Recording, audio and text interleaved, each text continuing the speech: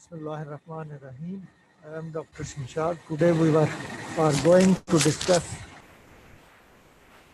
pleural effusions. What is pleural effusion? Pleural effusion is defined as an abnormal accumulation of fluid in the pleural space. Pleural space is a potential space between two pleura, parietal pleura and visceral pleura. There are two types of pleura.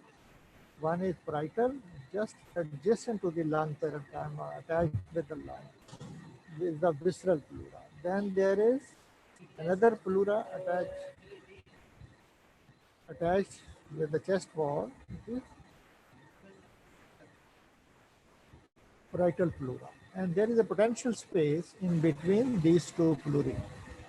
If there is accumulation of fluid, that it means that normally there is a fluid in the pleural space, but it is produced and absorbed. Only 5 to 10 ml of the fluid is there. What is the function of this fluid? It is normally produced by the visceral pleural vessels and it is absorbed by the lymphatics present there. Its function is that to provide a glistening layer that helps the lung during inspiration and expiration, in expansion and in during inspiration and expiration. When the lung expands, then there is this provides a glistening layer. So when this fluid is produced in a greater quantity, then it accumulates in the space. Then it is called pleural effusion.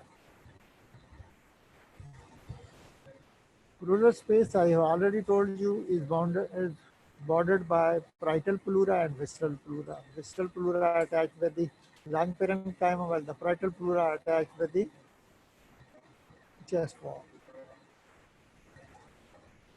Normally there is a fluid, I have already told you. It is constantly produced by the parietal pleural capillaries into the pleural space. Sorry. At the rate of 0.01 ml per kg per hour. At the same time, this is produced and it is absorbed by the pleural fluid occurs through the parietal pleural lymphatics. Lymphatics are present in the parietal pleura. Pleural space, the fluid is moving from the parietal and it is absorbed by the lymphatics. The resultant hemostasis leave 5 to 15 ml of fluid in the normal pleural space. So 5 to 15 ml of the fluid is always present in the pleural space. It is the normal physiological fluid. What is the function of this fluid? It is provide a glistening layer during inspiration and expiration, during lung expansion and lung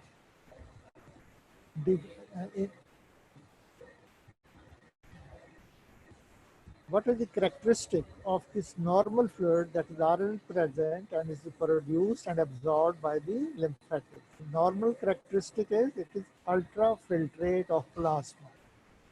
Its pH is 7.6 to 7.64. Protein content in this fluid is less than 2%. WBC less than 1000. Glucose similar to those of plasma glucose level. So this is the characteristics of the normal fluid present in this space. That is clear ultrafiltrate of plasma, pH less than 7.6.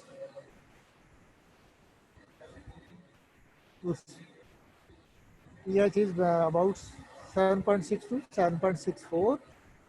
Content of the protein, total protein in this fluid is less than 2 gram per deciliter. 1 to 2 gram per deciliter, that is 2%. And WBC count is about 1000 and glucose is that of same level of glucose as that is present in the plasma of the persons at that time. What is the function? Now again I repeat, to provide frictionless surface between two pleura in response to the changes in the lung volume with respiration.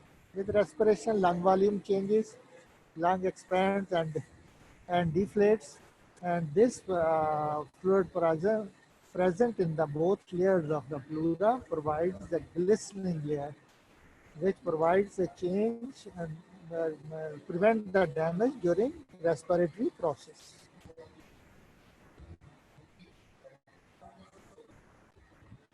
So normally there is a fluid.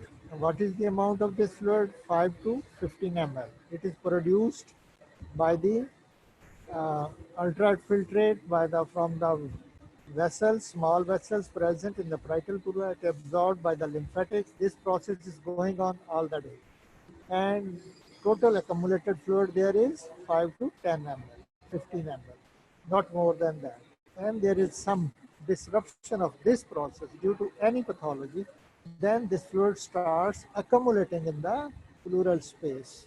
When it accumulates in the pleural space, then it is called pleural effusion.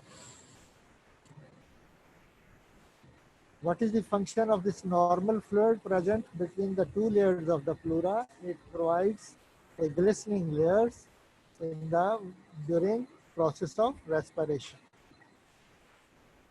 What is the pathophysiology? Why fluid accumulates in the pleural space? Excess fluid results from disruption of equilibrium that exists across the pleural membranes due to. There is normally a balance, there is an equilibrium. And what is the forces that leads to and how this is produced? That one is the hydrostatic pressure of the fluid present in the vessels. This try to push the fluid in the outside the vessel, that is in the pleural space. Oncotic pressure of the plasma protein present within the vessel. This oncotic pressure, these proteins causes to oppose the hydrostatic pressure. So this fluid is and prevent excessive pouring of the fluid in the pleural space. Third thing is the capillary permeability. When the capillaries are more permeable due to any reason, for example, inflammation, then the fluid accumulates in the pleural space. Lymphatic drainage. For example, lymphatics are choked. They are not draining the fluid. Then the fluid will be accumulate in the pleural space. So first of all is the hydrostatic pressure. If the pressure is increased within the vessels, so fluid is pushed out in the pleural space. Oncotic pressure of the protein. If patient is malnourished, his total protein levels are less, then there is a chances that the oncotic pressure produced by these proteins are less. So fluid can move from vascular space to the pleural space. Capillary permeability if increased, for example, there is pneumonia and the underlying lung, overlying vessels, they are inflamed. So their permeability is increased, so the fluid pours out. Lymphatic drainage, if the lymphatics are choked, so they are not draining the fluid. Then the fluid accumulates, abnormal accumulation of the fluid in the space.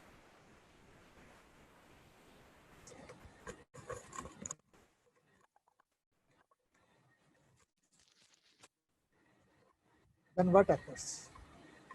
First of all thing, if fluid is very less, patient is asymptomatic. If the fluid is less but the pleura are inflamed, then there is a pleuritic chest pain.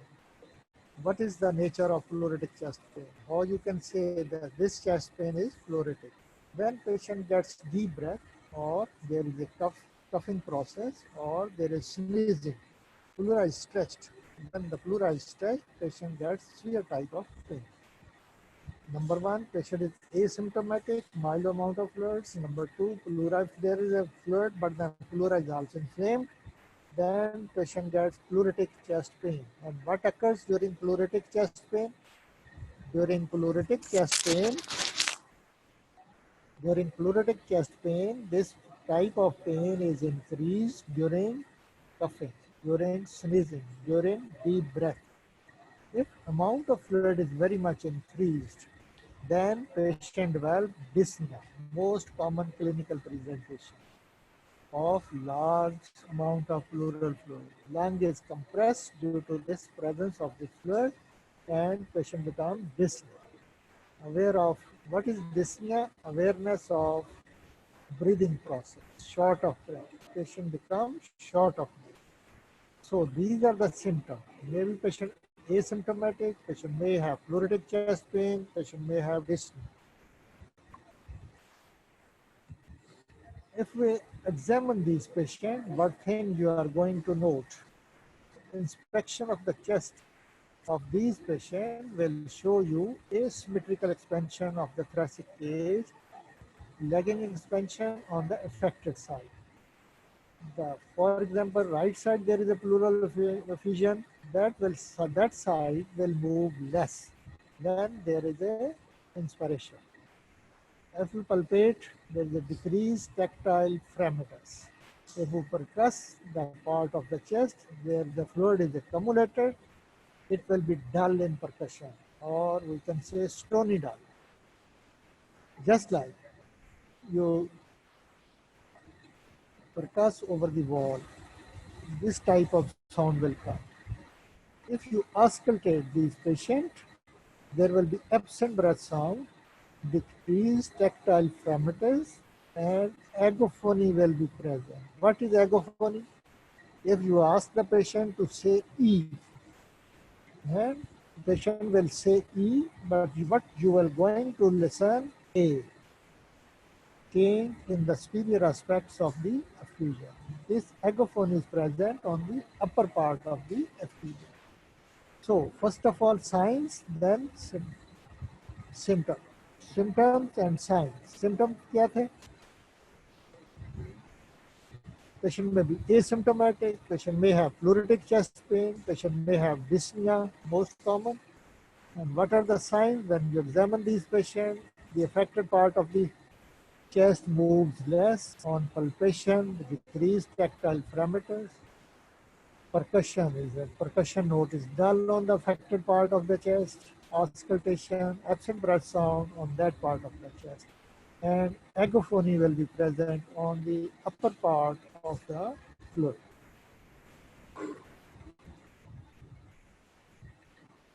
Types.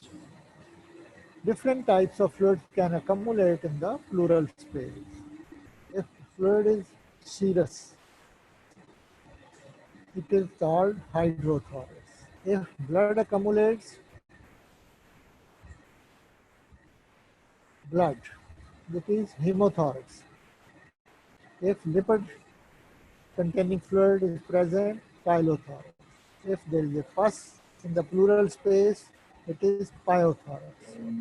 So different type of fluids, serous fluid, hydrothorax. If blood is present, it is hemothorax. If lipid is present, chylothorax. If pus is present, then it is called pyothorax. So when the fluid is present, you must know what is transudative qualities of the transudative fluid or exudative fluid. So transudative fluid, protein contents is less than 30 gram per deciliter, per liter, sorry, or 3 gram per deciliter. It arises, how the transudative fluid arises from the derangement of hydrostatic and oncotic forces. In the previous slide, I have told you there are two type of forces. One is hydrostatic forces and second is the oncotic pressure by the protein present within the blood. If there is a derangement, then fluid oozes out. This type of fluid is transudated type of fluid, mainly seen in three types of failure: heart failure, liver failure, and renal failure. If the effusion occurs, that is transudative type of fluid. Patient is hypoproteinemic, hypoprotein, then it is also transudative.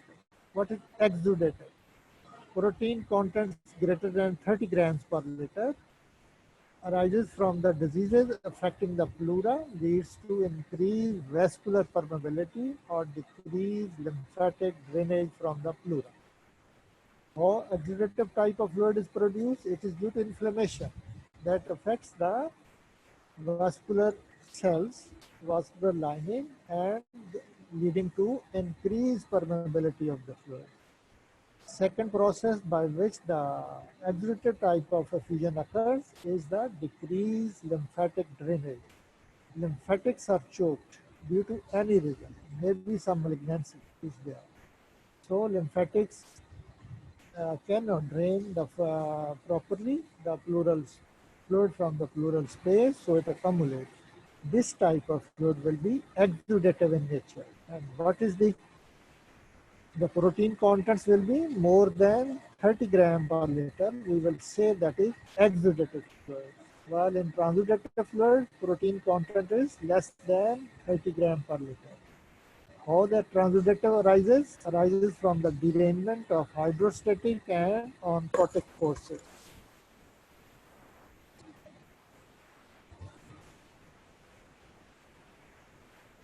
So, what are the causes? Transudative. Left ventricle failure. Left ventricle is not pushing the blood in the circulation. Backward pressure increases. So, the pressure in the hydrostatic pressure in the vessels of the lung will be increased and there will be the oozing of the fluid. Cirrhosis of the liver. Cirrhosis of liver, what it causes? It causes decrease in the oncotic pressure. Proteins are less, the body proteins are less in cirrhosis, so oncotic pressure is less. So there will be transudation of the fluid from the vessels into the pleural space.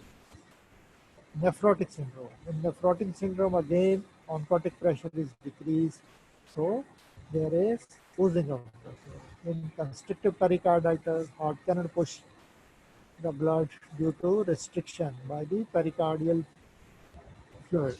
So backward pressure is increased. Protein losing enteropathy. Protein losing antibody protein is less, so there will be transudative fluid. Hypothyroid. In hypothyroidism, there is also effusion, pleural effusion, and mostly that is transudative. In urinothorax, sometimes ureter is ruptured and the fluid accumulates, and the urine accumulates in the thorax. It is called urinothorax. And second is the Meeks syndrome, ovarian mass leading into the transudative type of fluid. Now, what are the causes of exudative fluid? Malignancy, parapneumonic effusion, tuberculosis, pulmonary embolism, connective tissue disorder like rheumatoid arthritis, benign asbestos effusion, pancreatitis, post post myocardial injury, post cabbage, or yellow nail syndrome, lymphangioliomyomatosis, drugs, and fungal infection. These are the some few causes of the exudative type of fluid. Malignancy, parapneumonic effusion, tuberculosis, pulmonary embolism, rheumatoid arthritis, benign asbestos effusion, pancreatitis, post-myocardial injury, post-cabbage, yellow nail syndrome, lymphangioliomyomatosis, certain drugs, and fungal infections.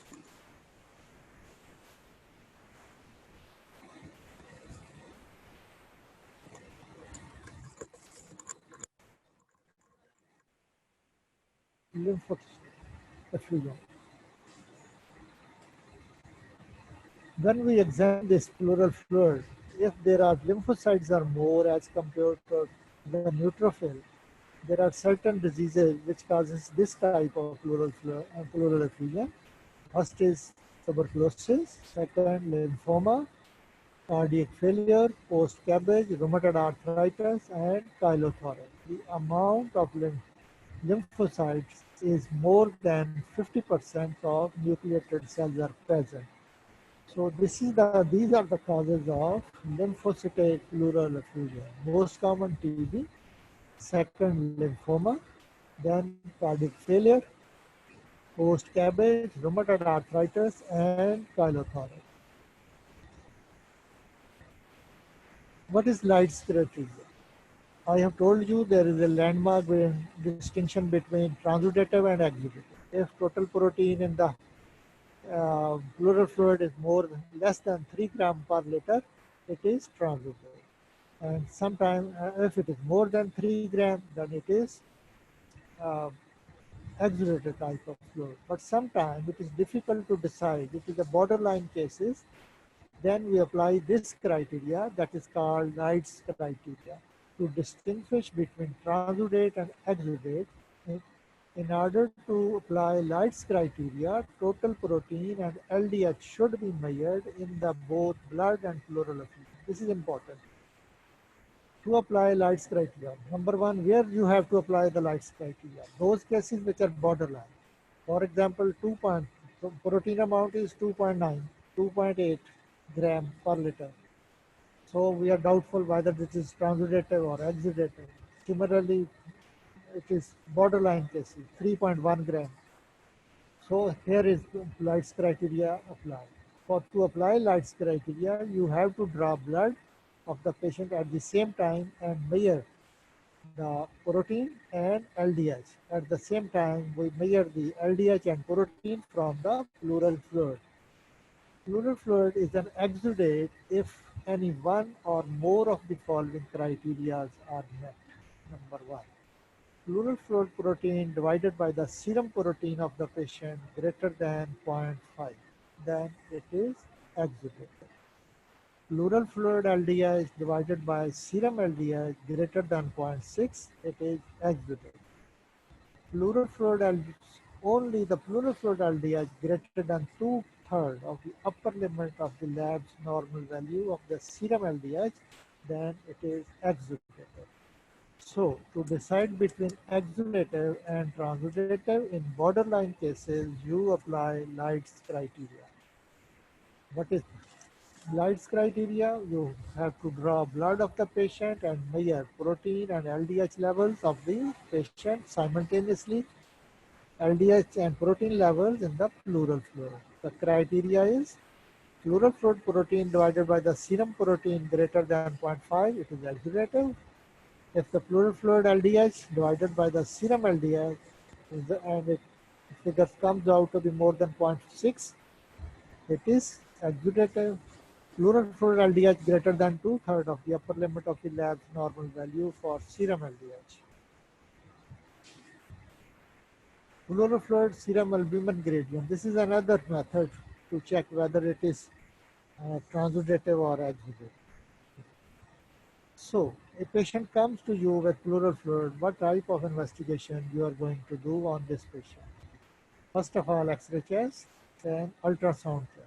Ultrasound chest is the gold standard for the diagnosis of the pleural fluid or pleural effusion. Number 3, diagnostic pleural tap. Number 4, pleural biopsy. Number 5, thoracoscope. Number 6, CT chest. So X-ray chest, ultrasound chest, diagnostic pleural tap, pleural biopsy, thoracoscopy, and CT chest. These are the investigations usually done along with CBC and other investigations. For specific investigation that must be done in cases of pleural effusion, these are the, I again repeat, X-ray chest, ultrasound chest, diagnostic pleural tap, pleural biopsy, thoracoscopy, and CT chest. X-ray. Conventional radiographic method used as the PA view, lateral or oblique or decubitus radiographies are taken. Because of gravity, fluid accumulates in the subpulmonic location and then spills over into the costophrenic sulcus, posteriorly, anteriorly, and laterally, and then surrounds the lung, forming a cylinder seen in the meniscoid type of shadows. 5 ml of fluid can be detected on lateral decubitus view. It is wrong, but actually the word is 50 ml.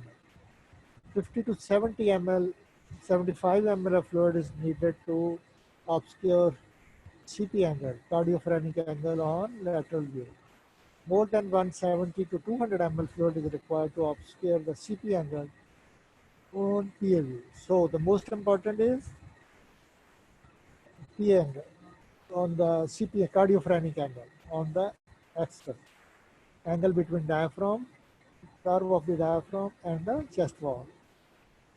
That is called costophrenic angle. Sorry, costophrenic angle is between angle of the chest wall and diaphragm. So 200 ml fluid, then peer view will show you the obliteration of this angle. So this is the X-ray chest, peer view of a patient. There is obliteration, there is an opacity involving right lower radiological zone, and there is obliteration of left CP angle.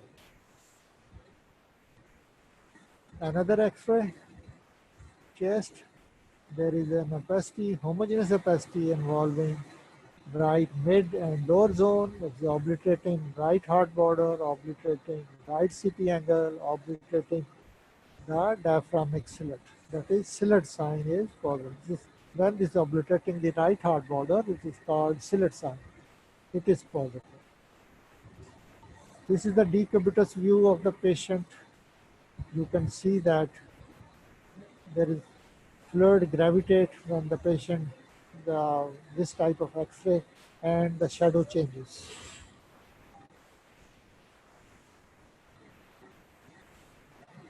Chest ultrasound. Chest ultrasound is the gold standard for the diagnosis of the pleural fluid. It aids in the identification of laculated effusion, differentiation of the pleural fluid from pleural fibrosis, pleural thickening, parenchymal consolidation, new guidelines. All pleural effusion should be aspirated with the help of ultrasound, so that such it will help you to differentiation between laculated effusion, between pleural thickening and pleural fibrosis and pleural fluid.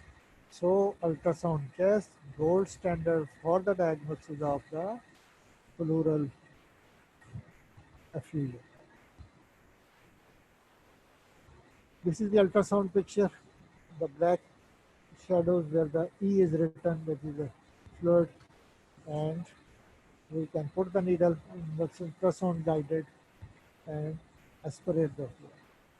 Third investigation that be done in these patients is the diagnostic pleural tap.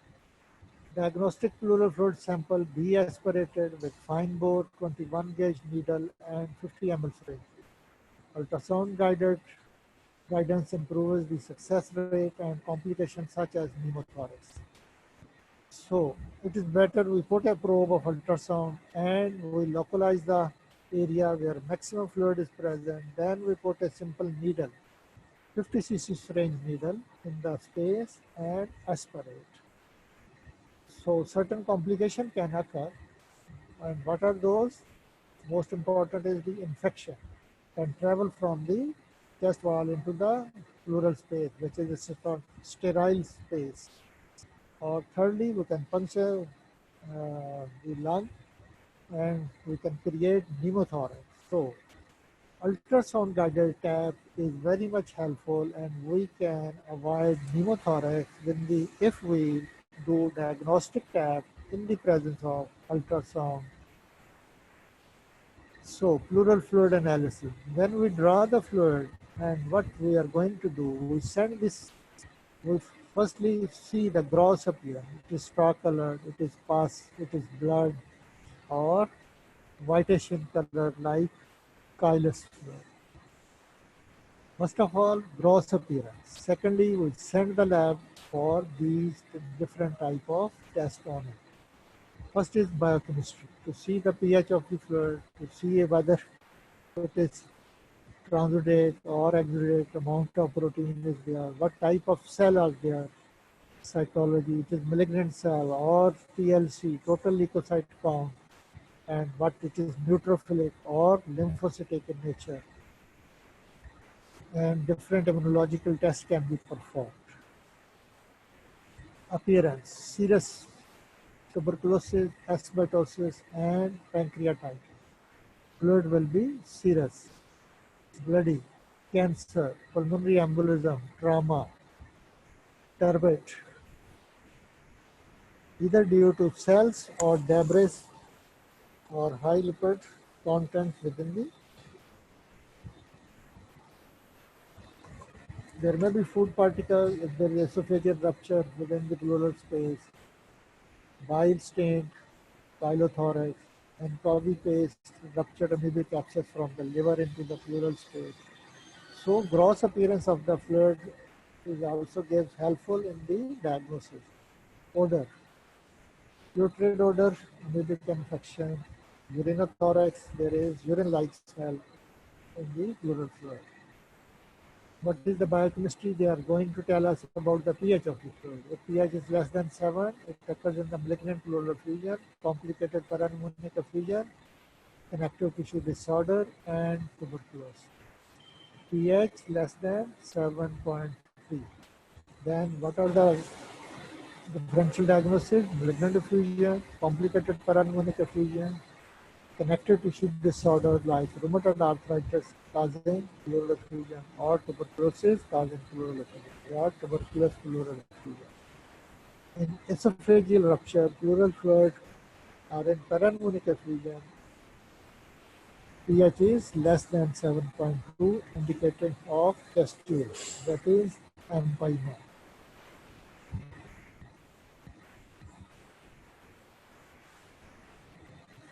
What are the total and differential count? Which the lab will tell us about the predominance, whether it's a neutrophil or predominant lymphocyte. If neutrophils are more than 50%, that indicates fluid parapneumonic effusion, effusion secondary to pulmonary embolism, or those secondary to pancreatitis. When lymphocytes are more than 50%, it indicates a chronic process like tuberculosis, sarcoidosis, chronic rheumatoid pleurisy, effusion after coronary artery bypass surgery, and lymphoma. This is the differential diagnosis based upon the cell types present in the pleural fluid. Neutrophil predominance, that is parapneumonic effusion.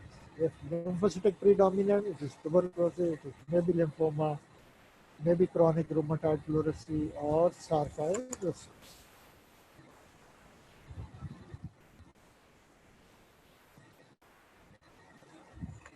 Pleural fluid eosinophil. If eosinophil counts are more than 10% in the pleural fluid, then causes are most probably pneumothorax, leading to effusion, pneumothorax, pulmonary infection, benign asbestos pleural effusion, parasitic disease, fungal infection, drugs, malignancy, carcinoma, lymphoma. Glucose level. Lab will tell you about the glucose level present in that specimen of the pleural fluid. Low glucose concentration, less than 60 milligram per deciliter, indicates a complicated parapneumonic or malignant effusion. Less common are pneumothorax, tuberculosis, rheumatoid pleuritis. More rarely, Church-Strauss syndrome, paragonymous infection, and lupus pleuritis. These are the causes of the low glucose levels in the pleural fluid. LDH levels.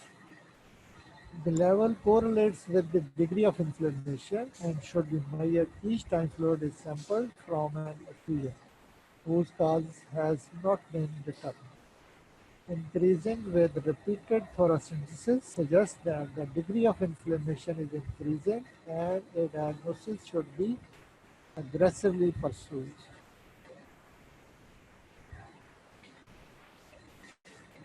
Conversely, if the lactate dehydrogenase is decreasing with repeated thoracentesis, a less aggressive diagnostic approach may be considered. Amylase level. Amylase only if there is a clinical symptom or if the history suggests pancreatic disease or esophageal rupture in which they are high. Markers of tuberculosis. In the tuberculous pleural effusion, lymphocytes, pleural fluid lymphocytosis, more than 50%. Less than 50% have positive culture. If you send culture for mycobacterium, then only 35 to 40% will have positive culture, otherwise it is negative. Adenosine deaminase, this is an enzyme, its level is noted in the TB, it is more than 40 units per liter. Interferon levels more than 140 picogram per ml, comparable to ADS. ADL facility is available in most of the lab, and if we are suspecting it is tuberculous pleural effusion, we send the specimen for adenosine deaminase level. PCR for mycobacterial DNA. It is definite for tuberculosis. If the few mycobacterium are present, PCR for the mycobacterium will detect and give off a positive report. Cytology is fast, efficient, and minimally invasive, establish the diagnosis in more than 70% of the cases of metastatic adenocarcinoma. If there is a malignancy causing pleural effusion, for example, adenocarcinoma, then if we suspect adenocarcinoma of the lung and with effusion, we send this specimen of the pleural fluid for malignant cells. And 70% cases it is positive. Cholesterol and lipid. If this is at the initial, it is turbid, we can check triglyceride and cholesterol levels in the pleural fluid. Another investigation is the pleural biopsy. When investigation getting an undiagnosed pleural effusion where malignancy is suspected and area of pleural nodality is seen on contrast enhanced CT scan, and image guided cutting needle is percutaneously pleural biopsy method is choice. It should be done image guided. Second is the blind procedure. Abraham needle biopsy is only diagnostically useful in areas where high incidence of TB. Although thoracoscopic and image guided cutting needles have been shown to have a higher diagnostic value. So two types of biopsies can be done. Under CT guided, we put a needle and get the pleural chunk and send it to the lab for structure. Secondly, if this facility is not available, another needle called Abraham pleural biopsy needle. This is a blind procedure where the maximum dullness is present. We introduce the needle there and get a chunk of pleura and send it to the lab to diagnose whether it is due to malignancy or it is TB or due to any other part. Thoracoscope. It's another procedure where fiber optic thoracoscope is introduced into the chest in exudative pleural effusion where a diagnostic pleural aspiration is inconclusive and malignancy is suspected, then thoracoscopy is done. And we get direct visualize the lung and the pleura, and where there is a lesion, we can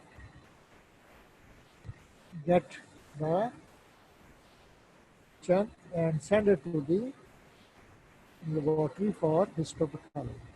So thoracoscopic facility is not available everywhere.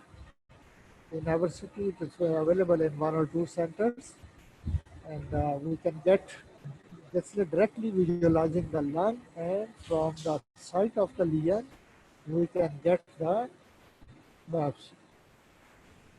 CT test. CT scan for the pleural effusion should be performed with intravenous contrast. It is important investigation for undiagnosed pleural effusion.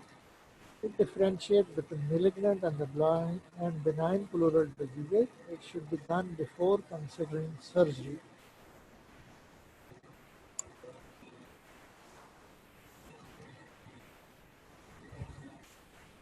So, computerized CT scan. This is a 50-year-old man with non-Hodgkin lymphoma showing a dependent area with attenuation similar to that of water and curvilinear upper mouth. These findings are typical of pleural effusion. Note shift in the location of the fluid in the image compared with the posterior, anterior, and the lateral chest radiograph. Mediastinal lymphadenopathy can be seen in the middle and the posterior mediastinum. So where is the arrows are indicating, there are the nodes, and where the E is written, that is the fluid is there. No, if a case of pleural fluid comes to you and you diagnose with these different methods, that is X-ray chest, ultrasound chest, pleural diagnostic pleural tab, and then CT chest, so, or thoracoscopic examination, then you diagnose this is a case of pleural effusion. Now, what type of treatment you are going to offer to these patients? Number one, treat the underlying cause. Whatsoever is the cause, that should be treated. For example, it is due to malignancy, that malignancy should be treated. And it is due to tuberculosis, then you start ATP and tuberculosis treatment. At the same time, drain the fluid, patient will be all right. It is due to lymphoma, treat the lymphoma, or any other cause that should be addressed. Basic cause causing fluid. So the first step is treat the underlying cause. Number three, simple observation, therapeutic aspiration, intercostal chest drain, fluorodesis, fluoroperitoneal shunt, fluorectomy. These are the different procedures that can be performed according to the different diseases. Fluorodesis in malignancy, you drain the whole fluid and a sclerosing agent is introduced into the pleural space. It causes inflammation and the pleural space is obliterated. So this space is obliterated, no fluid will produce. Intercostal chest drain, this is done mostly in cases of ample. If there is a pus in the pleural fluid due to the pharyngeal effusion, the chest drain, it will drain the fluid. At the same time, we treat the case with antibiotics and it will be cured. Therapeutic aspiration is done only in those cases when there is patient very much dyspneic and difficult. So, and the respiration is more, patient is very dyspneic, so we aspirate the fluids. Simple observation is done only the cases when the minimal fluid is there. Pleuroperitoneal shunt in case of um, Meek syndrome or in cases of malignancy or in cases of cirrhosis of liver.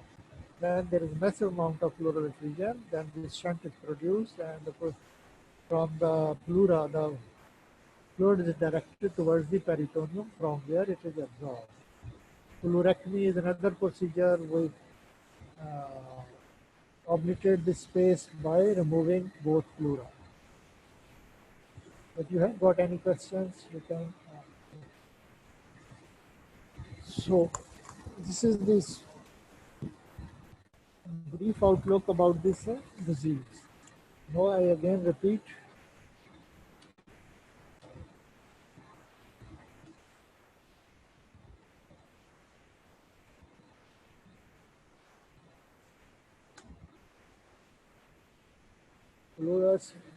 Pleural fluid is the pleural effusion is the abnormal accumulation of the fluid in the pleural space.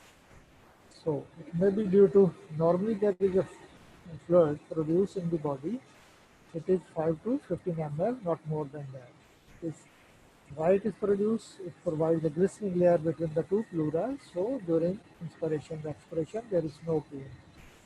If the amount is more and accumulates due to any reasons, so then it is called pleural effusion.